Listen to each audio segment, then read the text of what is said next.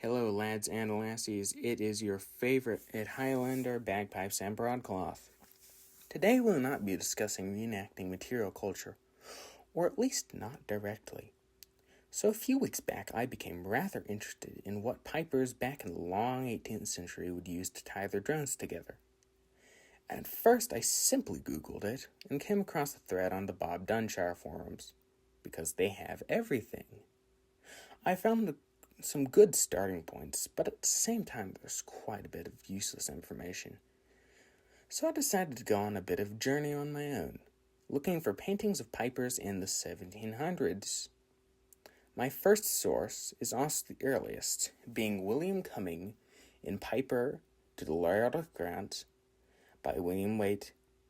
This is circa 1714. The source depicts Mr. Cumming's pipes with a very thick cord with tassels similar in look to modern tassels, but with significantly more girth. However, by 1743, on the eve of the Jacobite Rising in 1745, the 42nd afoot would mutiny, which gives us this image of Piper Donald MacDonald.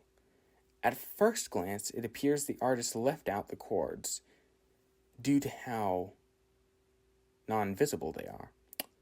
However, on closer inspection, it reveals at some point in the last 30 years between these two depictions, the cords began to resemble more modern cords as far as width goes. However, another interesting detail is the lack of tassels, which becomes a running theme throughout the rest of the long 18th century up to about 1790 or so, when ribbon became more the fashion.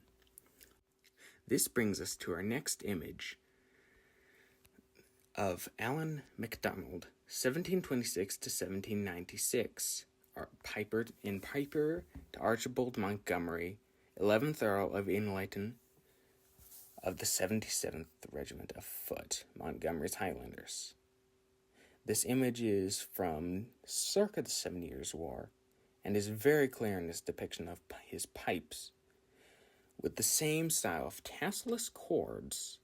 From what I can tell, they are quite a bit thinner than our modern cords, which is quite interesting as the century started out with very thick cords and has begun to, around the mid-period of the century, shrink significantly.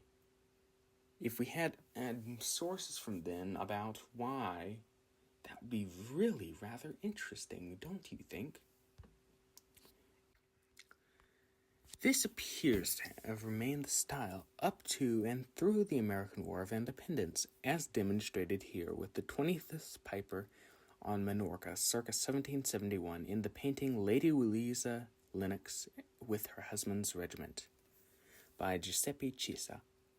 Although they are either very hard to see or not painted in, but Giuseppe Cisa's paintings of this 25th on Minorca are some of the most detailed of the time, and one would presume he would paint in the tassels if they were there.